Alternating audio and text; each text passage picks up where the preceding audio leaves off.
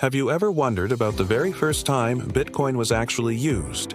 Not just mined, not just theorized, but sent from one person to another. Today, we're diving deep into that historic moment, the first Bitcoin transaction ever made. A moment that laid the foundation for the entire world of cryptocurrency as we know it. It all began in the murky early days of the internet, just after the 2008 financial crisis. A mysterious figure, known only by the pseudonym Satoshi Nakamoto, published the Bitcoin white paper. It was a revolutionary idea, a decentralized, peer-to-peer electronic cash system. On January 3, 2009, Satoshi mined the very first block of the Bitcoin blockchain, the Genesis block. Embedded within it was a now famous headline from the Times newspaper: Chancellor on brink of second bailout for banks. This wasn't just a timestamp, it was a statement. Bitcoin was born out of a desire for a financial system free from the control of central authorities. For the first 9 days of its existence, Bitcoin was a solitary project. Satoshi was the only miner, the only participant. The network was live, but no transactions had occurred between different people. Then, on January 12, 2009, at block number 170, history was made. Satoshi Nakamoto sent 10 bitcoins. But who was the recipient? Who was the first person other than its creator to receive Bitcoin? That person was Hal Finney. Finney was a preeminent computer scientist, a cypherpunk, and an early advocate for digital privacy and cryptography. He was one of the first people to take Satoshi's white paper seriously. He had downloaded the Bitcoin software on the day it was released and was immediately intrigued. In fact, he was the second person, after Satoshi, to run the Bitcoin software. On January 10, 2009, Finney tweeted a message that has since become legendary in the crypto world: "Running Bitcoin." This simple declaration marked the beginning of a crucial collaboration. He began corresponding with Satoshi via email, helping to test the network and report bugs. He was instrumental in making sure the nascent software was stable.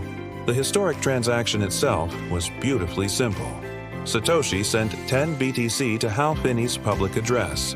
Why 10 BTC? We don't know for sure. It could have been an arbitrary number, a simple test to confirm that the peer-to-peer system actually worked as designed. And it did.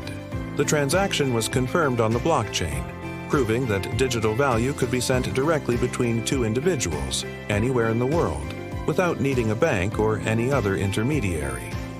Think about the significance of that. For the first time, a purely digital asset, with no physical backing, was transferred and verifiably owned by someone new. It was the digital equivalent of handing someone a gold coin, but with the potential for global, near-instantaneous reach. This single event validated the core premise of Satoshi's white paper.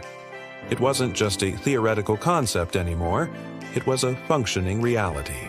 Hal Finney's reaction was one of cautious optimism and intellectual curiosity. He saw the potential immediately. He even started mining Bitcoin himself. In one of his last public writings, he recalled thinking about the future value of Bitcoin.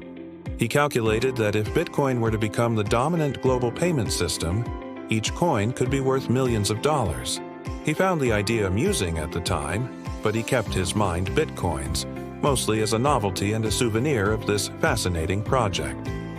Sadly, Hal Finney was diagnosed with ALS in 2009, the same year Bitcoin was born. As his condition progressed, he continued to contribute to the Bitcoin community, his mind as sharp as ever, even as his body failed him.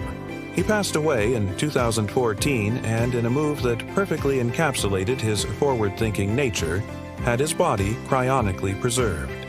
Many believe his private keys, and thus his original Bitcoins, are secured, waiting for a future where technology might allow his return. The identity of Satoshi Nakamoto remains one of the greatest mysteries of our time.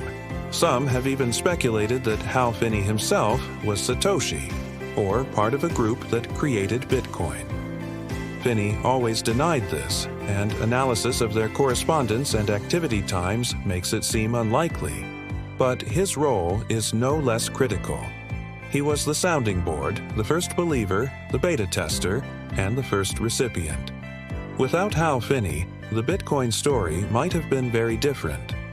That first transaction of 10 BTC was more than just a transfer of data. It was the spark. It was the moment an idea leaped from a white paper into the real world. It demonstrated that a trustless financial system was possible.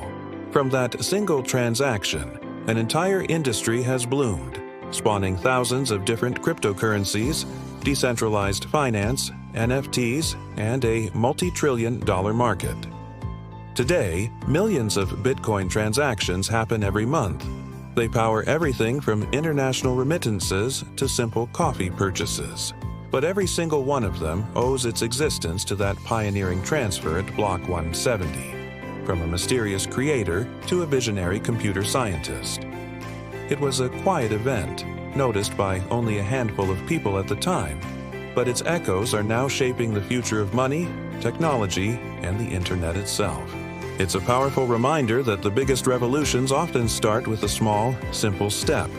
A line of code, an email exchange, and a single transaction that changed the world. Thank you so much for joining me on this journey back to the very beginning of Bitcoin. If you found this story as fascinating as I do, please hit that like button and consider subscribing for more deep dives into the world of technology and finance. Let us know in the comments what other crypto mysteries you'd like us to explore. See you in the next video.